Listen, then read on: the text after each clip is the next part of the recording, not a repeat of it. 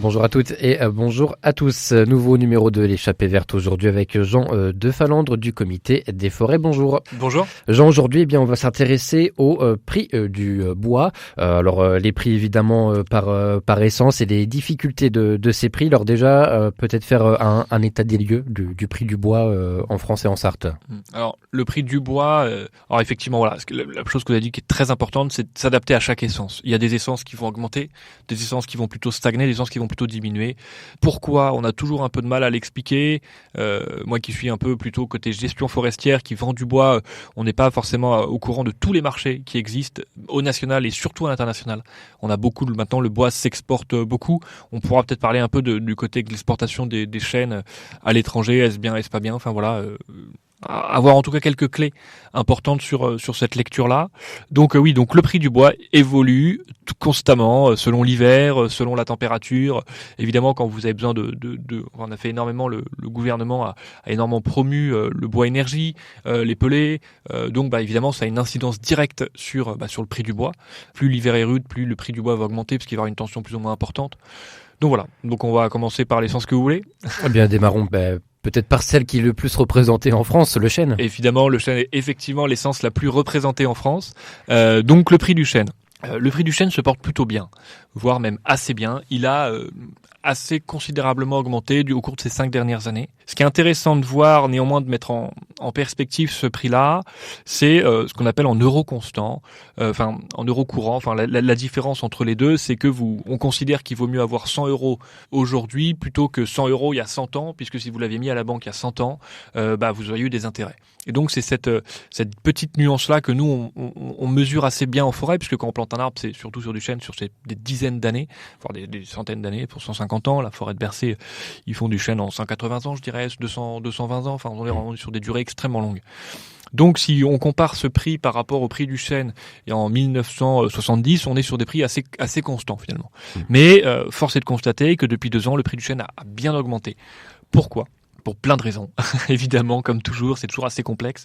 On a une forte demande du prix du chêne de la Chine, avec des conteneurs qui arrivent de Chine chargés, qui repartent à vide, qui ont besoin d'un petit peu de lestage pour fonctionner. Les forêts chinoises sont absolument pas des forêts de production. C'est important de le rappeler toujours. La France a vraiment une culture de la sylviculture, c'est-à-dire du science de faire pousser un arbre. On est vraiment pionnier en France et en Europe. Il y a très peu de forêts. En fait, il y a très peu de pays qui sont, je vais dire, à la pointe de la technologie, parce qu'on utilise très peu de technologie, mais vraiment ont un vrai savoir-faire.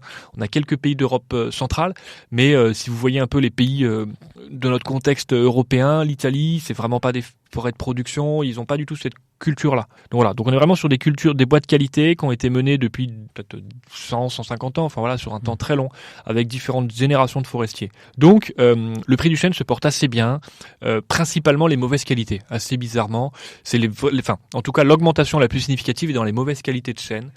Toujours hors de grandeur, vous pouvez vendre un mètre cube de chêne à 50 euros du mètre cube pour les petites qualités ou 30 euros du mètre cube pour le bois de chauffage, à 1000 euros du mètre cube pour les meilleures qualités si vous prenez que la crème de la crème et que vous avez un camion. Voilà, un camion toujours 30 mètres cubes. On fonctionne par unité de 30 mètres cubes. Donc voilà, donc c'est toujours compliqué, mais les mauvaises qualités vont souvent partir en Chine à des prix extrêmement importants, même si on voit que le marché chinois depuis quelques mois se tasse.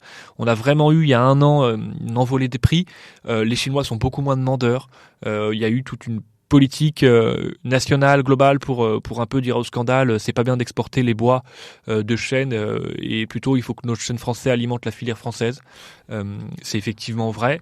Il y a toujours aussi cette difficulté de se dire, c'est qu'on crie sur le scandale de l'exportation du bois de chêne en Asie et en Chine, mais personne n'a rien dit lorsqu'on a eu l'épicéa et le scolite, qui est un insecte qui a ravagé toutes les forêts d'épicéa, et tous les bois d'épicéa sont partis en Asie.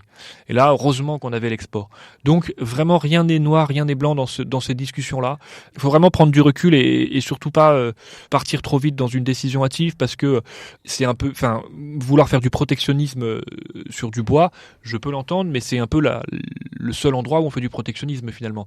Puisque quand un agriculteur qui vend son blé, si c'est l'Égypte qui achète le blé à 200 euros de la tonne, tout le monde comprend qu'il faut vendre son blé au plus cher. Et finalement, pourquoi est-ce qu'on ne devrait pas faire la même chose sur le bois ? Donc il y a vraiment, je m'égare un petit peu, mais donc le prix du bois du chêne va va plutôt bien. L'exportation a plutôt tendance à baisser, mais bon, on est plutôt sur des bons prix. C'est vrai qu'il peut être intéressant de faire des éclaircies et potentiellement de vendre du bois de chêne à condition qu'on ait au moins 30 mètres cubes. Intéressons-nous à une autre essence, peut-être plus particulière en Sarthe, le pin maritime. Le pin maritime, effectivement, qui est très présent en Sarthe. C'est vraiment intéressant cette essence-là. On est vraiment sur une augmentation. Alors, quand on parle d'augmentation de diminution, il faut parler aussi évidemment de l'échelle de temps. Sur les 5 dernières années, le pin maritime a plutôt bien augmenté, pouvant atteindre. Alors, là aussi, c'est quand je donne un prix, c'est des moyennes et c'est des contextes particuliers. Quand sur des grosses parcelles bien desservies, avec des bois vraiment intéressants, sur des grosses coupes rases, on pouvait atteindre 48 € du mètre cube. Donc voilà, après évidemment, moi je m'intéresse toujours à ces grosses parcelles-là qui vont donner la tendance.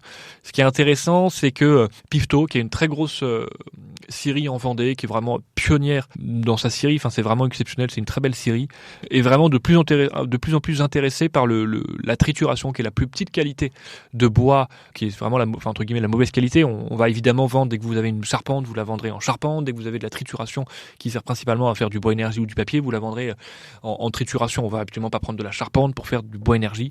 Voilà, c'est important de le rappeler, c'est une évidence pour tout forestier, mais c'est important de le rappeler.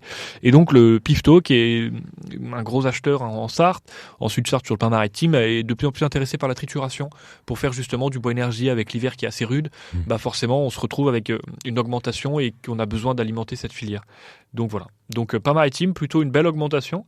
On peut parler du châtaignier aussi. On y va, ouais, un troisième exemple. Ouais, le châtaignier aussi, on a eu une belle surprise lors de notre dernière vente au mois de décembre du comité des forêts, avec vraiment une très belle augmentation qui se montre au niveau national, une belle augmentation sur le prix du châtaignier, sur les belles qualités. Voilà, vraiment une belle augmentation. Le prix du châtaignier a augmenté en 2010, puis il a baissé, et puis là il a tendance à pas mal réaugmenter. Donc on a eu des très bons prix sur des belles poutres de châtaignier. Donc une belle surprise, je dirais, sur le châtaignier. Et on peut peut-être parler d'une essence qui va peut-être un petit peu moins bien, mais le frêne, qui est une essence qui vit plutôt dans les zones humides, pas forcément très présent en Sarthe, mais on en trouve quelques-uns qui lui a plutôt tendance à stagner, même baisser si on prend sur le temps long. Le frêne à l'époque, il y a 20 ans, valait plus cher que le chêne.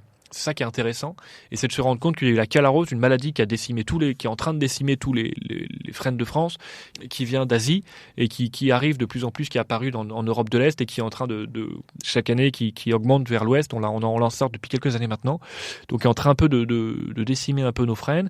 Et là, donc le prix du chêne, avec l'augmentation du volume de bois de frêne sur le marché, le prix a tendance forcément à baisser.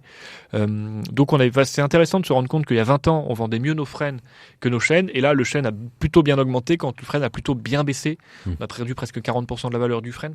Donc voilà, on est sur une stabilité quand même depuis 4-5 ans sur le marché du frêne, mais voilà, sur l'échelle de 20 ans, une belle diminution suite à la calarose. Bon, on a donné donc quelques exemples d'essence, mais si on parle un peu en termes global, peu importe l'essence, j'ai envie de dire, les prix varient forcément en fonction des difficultés que peuvent rencontrer les forêts. Alors on a bien connu ça en Sarthe l'été dernier, les incendies, mais aussi des hivers qui peuvent être plus ou moins rudes. Effectivement, là, c'est toujours un jeu d'offre et de la demande. Si vous avez tous vos propriétaires qui vont faire des éclaircies d'un coup, vous allez apporter énormément de bois sur le marché. Et malheureusement, c'est ce qu'on a eu avec les incendies. Je pense à l'incendie de Mulsanne-Télocher ou à l'incendie de Baugé, qui a 1200 hectares, je crois, sur Mulsanne-Télocher. On a eu des gros incendies aussi en Bretagne. On a eu 1200 hectares aussi en centre-Bretagne. Donc tout ça, mis à bout, puis les Landes, évidemment, qui sont finalement pas très loin de chez nous. Quand le bois peut faire quelques centaines de kilomètres en camion. Donc forcément, on est sur une mise sur le marché extrêmement importante de volume de bois qui doit être exploité dans un temps assez court. Mais finalement, aux dernières ventes là du mois de décembre, ces derniers temps, on n'a pas l'impression de voir une forte diminution du prix du bois. Évidemment, ça va pas être, plus vous intervenez rapidement, plus vous pouvez valoriser ces bois-là. Donc sur les bois de charpente, etc. Puis plus vous intervenez lentement, plus vous allez avoir un printemps doux qui va permettre le développement des insectes. Plus vous allez avoir du bleuissement sur les pins et qui va baisser énormément la qualité et on pourra moins bien s'en servir en charpente. Bien, merci beaucoup Jean de Falandre de nous avoir parlé des prix du bois aujourd'hui sur RCF Sarthe et à bientôt dans l'échappée verte. Avec joie.